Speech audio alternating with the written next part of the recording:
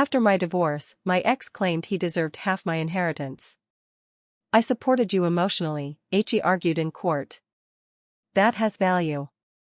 He didn't know the deed was in a trust created before I met him, and when the judge read the final clause, he turned pale because I'm 41, female, and I live in Spokane, Washington.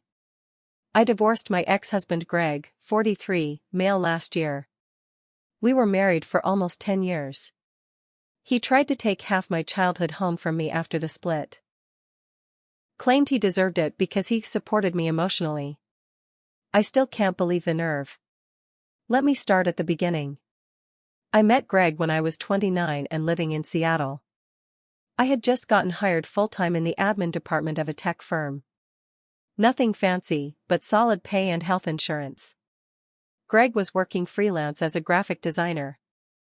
I put that in quotes because he barely brought in $400 a month. He said he didn't believe in traditional jobs. He was also building a spiritual coaching brand, which basically meant posting vague quotes on Instagram and offering $75 Zoom calls to sad people who needed a listener. At the time, I was flattered. He said I grounded him. That I had strong, divine feminine energy. He made me feel seen, even when he didn't do much. He moved in with me 6 months after we met. I covered the rent. I figured things would even out eventually. They didn't. Year after year, it was the same story. He never got a real job. He'd occasionally do a logo for a friend's band or help someone design a flyer for a cacao ceremony. Meanwhile, I was working full-time, picking up freelance writing gigs at night just to build savings. When I brought up finances, he'd go quiet, like I'd just insulted him. Then he'd say, "You're just not in flow right now." I convinced myself I was being too harsh. He wasn't mean. He didn't hit me. He wasn't cheating. At least I thought. So I stayed. Then in 2016, my mom passed away. She had been sick for a while, lung cancer.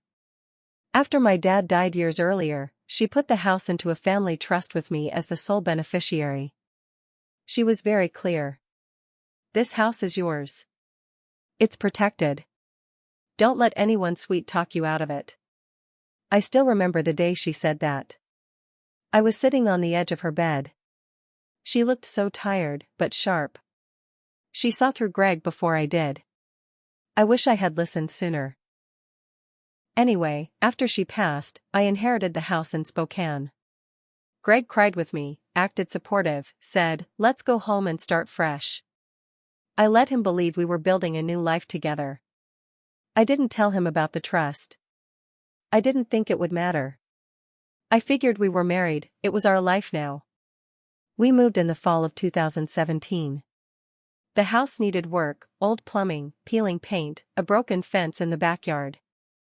I paid for all of it. Greg started calling himself the project overseer. That meant he picked out paint colors and argued with the contractors about feng shui while I wrote the checks. He said we needed a meditation studio in the basement. I gave in. Then COVID hit in 2020. I was lucky to keep working remotely. Greg said he was pivoting to a more conscious platform, but that just meant more Instagram videos and less effort. He started sleeping in late, forgetting to shower, staying up until 3 a.m. watching conspiracy videos. We stopped being a couple somewhere in that mess. One night, I saw a message pop up on his iPad. It was from some woman named Lara. She sent him a picture. He replied with, "Thinking about last night. Still feel your energy on me." I stared at the screen for a long time. I wasn't even surprised. Just numb. When I confronted him, he said, "That's not what you think. It's part of our sacred connection. We're exploring tantric dynamics." I asked if he was sleeping with her. He said yes, but that it wasn't about sex, it was about energy flow. I told him to leave. He cried. He yelled. He said I was cutting off his soul's evolution. Then he threw my mom's ceramic lamp against the wall. It shattered. That was it for me. I filed for divorce 2 weeks later. He moved in with Laura for a while. I thought it was over. Then I got a letter in the mail from a law office. Greg was suing me for half the house. He claimed he was entitled to it because he had supported me emotionally throughout the marriage. His filing said that his non-financial contributions had material value and that he enabled the plaintiff to maintain mental stability and thus protect her inherited asset. He literally said he helped me keep the house by being emotionally available. I laughed. Then I cried. Then I called Allison, a no-nonsense divorce attorney who came highly recommended. She wasn't amused. "He's throwing spaghetti at the wall," she said. "But we're going to crush him." She reviewed the trust my mom had created. It was airtight. My mom had set it up years before I even met Greg. The house was placed in a generation-skipping trust, fully owned by me, with clauses to protect it in case of divorce, bankruptcy, or legal claim. Allison filed a response. Greg pushed back. He hired a lawyer who was more yoga teacher than attorney, someone he met at a breathwork retreat. They claimed traditional property law didn't account for spiritual labor. It went to trial. Greg showed up in court wearing a white linen tunic and a crystal around his neck. I wore a black blazer and didn't look at him. He brought 2 witnesses, his drum circle buddies, who testified that he was deeply healing to be around and had sacrificed his own goals to support me. Greg took the stand and said, I was the stable energy in our household. I reminded her of her light. I held space for her grief. That house is as much mine as hers, energetically. Allison stayed quiet, flipping through her binder. When it was our turn, she asked Greg, "Did you ever pay a single mortgage payment?" "No, because it was already paid off." "Did you pay utilities?" "I contributed in non-monetary ways." "Did you ever work a W-2 or 1099 job during the marriage?" "I believe money is a trauma-based illusion." Allison nodded. Then she brought out the trust document. She walked the judge through every clause, how the trust was formed in 2006, years before the marriage, how Greg was never a named beneficiary, how my mother's intentions were clearly spelled out. Then she pointed to the final clause. In the event that the beneficiary's spouse attempts to claim any legal or financial interest in the property, the trust shall immediately and automatically transfer into an irrevocable subtrust for the exclusive use of the beneficiary, with no avenue for court reversal or challenge. Greg's face changed. His mouth twitched.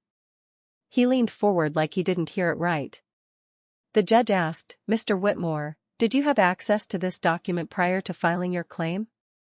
I didn't read it. She never showed it to me." "Not a valid excuse," the judge said flatly. Greg tried to object. He stammered something about equity and emotional bonds, but the judge cut him off. "This is not a spiritual court. This is civil law." He lost. But I wasn't done. Allison had found out during discovery that Greg had been running under-the-table emotional counseling sessions, charging people money without a license. Some of those people had left reviews online saying he gave harmful advice. We filed a complaint with the Washington State Department of Health. They opened an investigation. A few months later, Greg was fined for operating without a license and banned from offering paid services for at least 5 years. I didn't even have to lift a finger. His own arrogance did the work. Laura broke up with him soon after. I know because she sent me a message. She said, "I didn't know he was trying to steal your house." "I'm so sorry. He told me you were abusive." I didn't respond. The last thing I heard, Greg was living in an old trailer in someone's backyard near Olympia, still trying to get people to pay him for transformational coaching. No one's buying. The house is mine. Always was. Always will be. And now it's truly quiet. I thought it was over. After the court ruled in my favor and Greg got hit with that licensing violation, I figured he'd disappear from my life for good. But I was wrong. This is what happened next. A few months after the court ruling, things started getting strange. I noticed my mail was being opened, just a slit at the top, like someone peeked in and taped it shut again. Then 2 of my credit cards were declined. When I checked my accounts, someone had tried applying for a loan in my name. The bank flagged it for fraud. They told me someone used an old address, Greg's cousin's place in Olympia. I froze. I went to the police, filed a report, locked down everything. Credit freeze, new passwords, 2-factor on every account. My lawyer told me it might not go anywhere unless I could prove it was Greg. But I knew it was him. I started getting messages, too. Weird ones. Burner numbers. Stuff like, "You'll see what's fair soon. You think you won.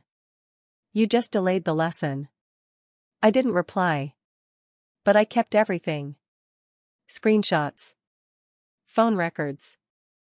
Emails. Then, one night, I came home and the back gate was wide open. I always lock it. Always.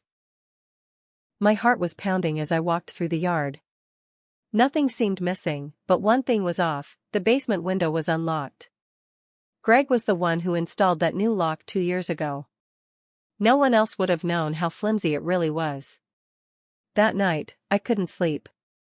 I sat in the living room with a kitchen knife next to me and my phone on 911, just in case. The next morning, I bought a new security system and 2 cameras. I installed one at the front door and one by the back gate. I also told Allison. She contacted the judge from our divorce case to get a restraining order in motion. 2 weeks later, Laura messaged me again. She said, "I think you should know, Greg is telling people you cheated and abused him. He's been posting in forums. I can send you screenshots." I said yes. What she sent made my stomach drop. Greg had written a long post, basically a fake Reddit story, about how I stole his home, ruined his life, and lied to a dying mother-in-law to get her property. He claimed he was homeless and that I used emotional manipulation to turn the courts against him. He made himself the victim. The comments were full of people giving him sympathy. A few even said they wanted to message the woman and tell her what she really is. He included just enough real details: my town, the fact that I inherited a house, and that I worked in a tech admin role, that anyone with time could figure out who I was. I felt sick. I reached out to the platform moderators. They banned him. But the damage was done. One day, someone egged my front door. Another day, a note was taped to my window: "Give it back." Allison helped me file a formal restraining order. We presented all the new evidence: fraud attempts, online defamation, harassment. The judge granted it. Greg was served. But it only made him angrier. 3 days after the order was in place, I woke up to find something left on my porch: a dead rabbit. Its neck was broken. I called the police. They treated it seriously, finally. Animal control got involved too. I installed a 3rd camera and got my locks changed again, even though Greg wasn't supposed to be within 500 feet of me. That same week, Laura called me. Yes, called. We'd never spoken on the phone before. She was shaking. I could hear it in her voice. She said, "I think he's losing it. He said some things to me that scared me. He thinks the trust was illegal, that he can force it to be dissolved. He said he knows someone who can help." I asked what that meant. She said Greg had gotten in touch with a guy named Devin. Some sovereign citizen type who believed courts were fake and that trusts could be reclaimed under natural law. This guy had apparently told Greg there were ways to force possession back through private court filings. It sounded insane. But Greg was clearly desperate enough to try anything. And it wasn't just talk. Laura said Devin had convinced Greg to draft some fake legal papers. Something about placing a lien on my house. She told me to check my county property records, just in case. I did. And there it was. A fraudulent lien filed by Gregory Whitmore, estate claimant, claiming that he was owed $165,000 worth of emotional equity from the home. It looked like a real legal document. It wasn't. It was gibberish. But it was still in the records. Which meant if I tried to refinance or sell the house, it could cause problems until it was removed. I was livid. I took it all to Allison. She wasn't surprised. "This kind of thing happens with guys like him," she said. "They lose in court and try to make chaos any way they can." We filed to have the lien removed. The county flagged it as fraudulent and stripped it out of the system. But I still had to deal with the fallout. Every day now, I checked my cameras. Every night, I kept a flashlight and pepper spray near my bed. I wasn't scared of Greg hurting me physically. I was scared of what he might do when he finally realized he had no power left. But what came next, I didn't see coming. Greg had filed another lawsuit. This time, not about the house. This one claimed emotional distress. He was suing me for causing him severe mental anguish, saying I'd publicly humiliated him, damaged his business, and caused him to be ostracized and suicidal. It was total fiction. But because of the way our legal system works, I had to respond. It didn't matter that it was a lie. I had to show up. And this time, he brought someone with him. Devin. He wore a navy suit and cowboy boots, like a discount Alex Jones. He whispered into Greg's ear like some low-rent guru. I don't know what Greg was hoping for with that lawsuit. Maybe just to drag me through more legal hell. Maybe to drain me. Maybe to scare me into paying him to go away. But I wasn't going to pay. I was going to end it, for good. So, Greg sued me again. This time, it wasn't about the house, it was emotional distress. He claimed I'd ruined his livelihood, made him unemployable in his field being, what, exactly, and caused him crippling anxiety. The papers said I'd weaponized the legal system to destroy a man of peace. My lawyer Allison rolled her eyes so hard I thought they'd fall out of her head.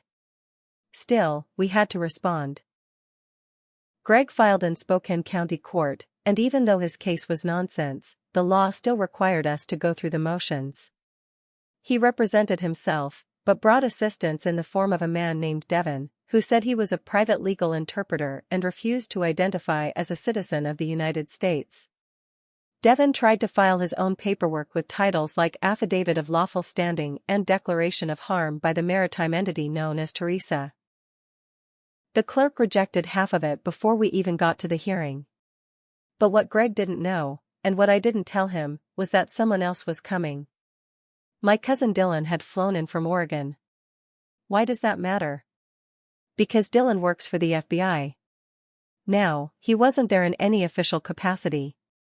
He was there as family. But he took an interest in what was happening because, as he put it, this smells like soft fraud mixed with sovereign citizen crap. These people usually escalate. I'd sent him everything, Greg's fake lien, the burner messages, the rabbit, the online posts. He told me something I didn't know, Devin had been on their radar before. A known paper terrorist. Someone who helped angry men file false liens and made money pretending he could override the U.S. court system with made-up natural law. Dylan didn't say much else. He just told me, let him talk. The more he talks, the better. So there we were, back in court. Greg stood up in a wrinkled brown blazer. Devin sat next to him with a manila folder full of documents he printed from Facebook. Greg started with a speech about emotional labor and masculine trauma. He said I had abandoned the sacred contract of the marriage, that I'd financially emasculated him, and that I'd co-conspired with my mother to hoard generational wealth. He threw around phrases like vibrational sabotage and spiritual cruelty. The judge was visibly annoyed. She asked several times for him to stick to legal arguments. Devin kept interrupting. He refused to stand when the judge entered.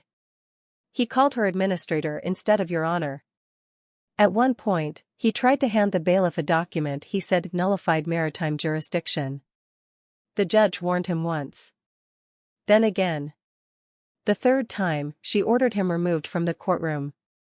He started yelling about common law rights and had to be dragged out. Greg looked shaken, but he kept going. He tried to claim that my cousin, Dylan, was part of some secret government plot to silence healers. He pointed at Dylan sitting quietly in the back row. "That man is part of the psychological warfare division," Greg shouted. "She brought a government agent into this sacred space." The courtroom went dead silent. The judge stared at him. "Are you alleging that the defense has brought in covert government forces to attend this civil hearing?" Greg nodded. "He's intimidating my spirit. I can feel it." The judge rubbed her temples. "Mr. Whitmore, this is a court of law. If you do not have factual evidence related to your claim, I will dismiss this case with prejudice." He opened his mouth again, then shut it. Allison stood up and, calmly, read off everything: the fake lien, the restraining order, the burner phone messages, the rabbit, the forum posts. She ended with a line I'll never forget. "Your Honor, this is not a case of emotional distress. This is a case of a man who refuses to accept boundaries, legal rulings, or reality itself. He is not a victim. He is a chronic manipulator who is now using the court system as his last weapon." The judge asked Greg if he had any final comments. He said, "You can't own land. Land owns us." She banged her gavel so hard the room shook. "Case dismissed with prejudice." Greg stormed out, muttering something about cosmic justice. I thought it was finally over. But later that night, I got a phone call. It was Laura again. This time, she was crying. She told me Greg had threatened her. Said he blamed her for betraying the energy grid. He thought she was working with me. He had grabbed her arm, screamed in her face, said he was coming for what's his. She said he left her place in the middle of the night, took all his things, and his camping gear. She begged me to be careful. That was when Dylan called me, too. This time, he wasn't so calm. He said Greg had showed up on a federal watch list for people submitting false financial documents, some connected to fraud cases across state lines. He wasn't just being annoying anymore. He might have stepped into criminal territory. That made me sick to my stomach. Greg had no more money, no legal support, no home. But he had rage. And now, he had nothing left to lose. After the courtroom disaster, I thought Greg might finally crawl away. Instead, he got more dangerous. Laura called me again a few days later. Greg had sent her a long, rambling email about erasing false energy signatures and reclaiming sovereign territory. She sent it to me, and I passed it straight to Dylan, my cousin at the FBI. Dylan read it, then called me back and said something that stopped my heart: "We're opening a case." He's now on record using false financial instruments. He's crossed a federal line.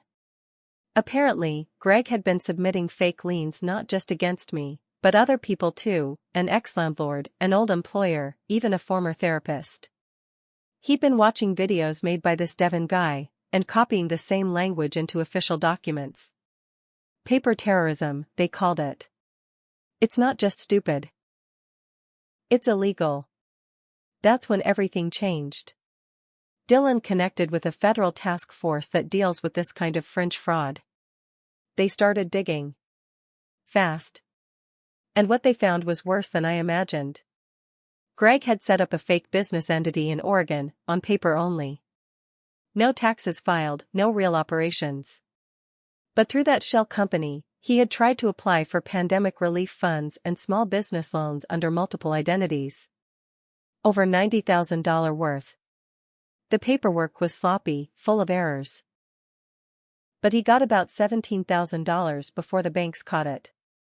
And now the feds had him. I didn't have to lift a finger.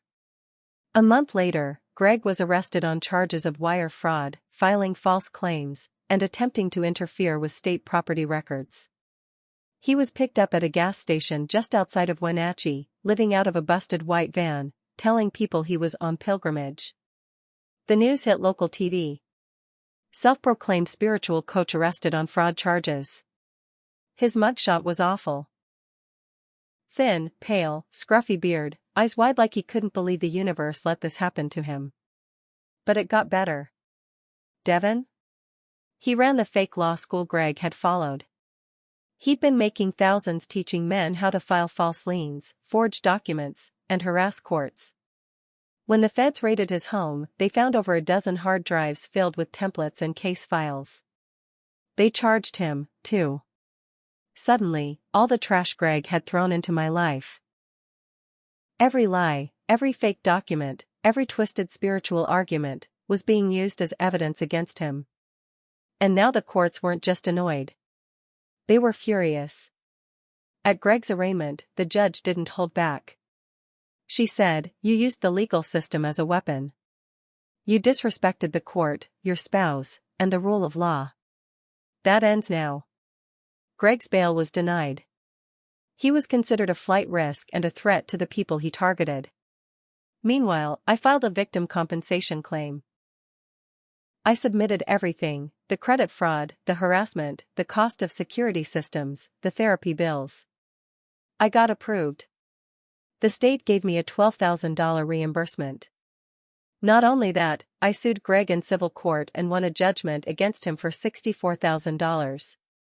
He'll never pay it, but it's on record for life.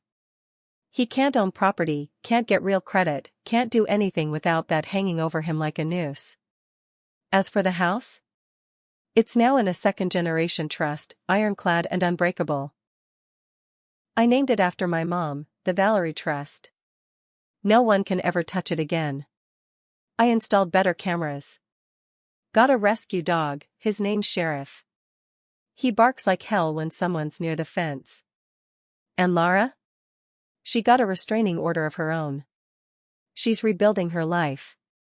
She even came to Spokane last month. We sat on the porch and drank iced tea.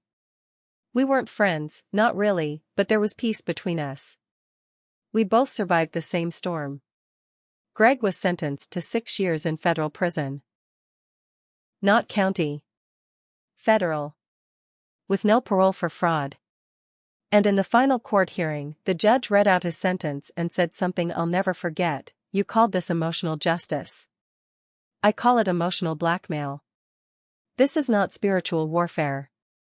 This is fraud, manipulation, and cowardice, plain and simple."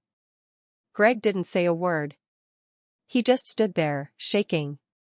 He looked older. Smaller. Like everything he built, every illusion, had finally caved in. I won't say I'm proud of any of this. But I will say this: you don't get to take what isn't yours. You don't get to twist love into a weapon. And if you do, eventually, karma doesn't whisper. It drags you by the throat.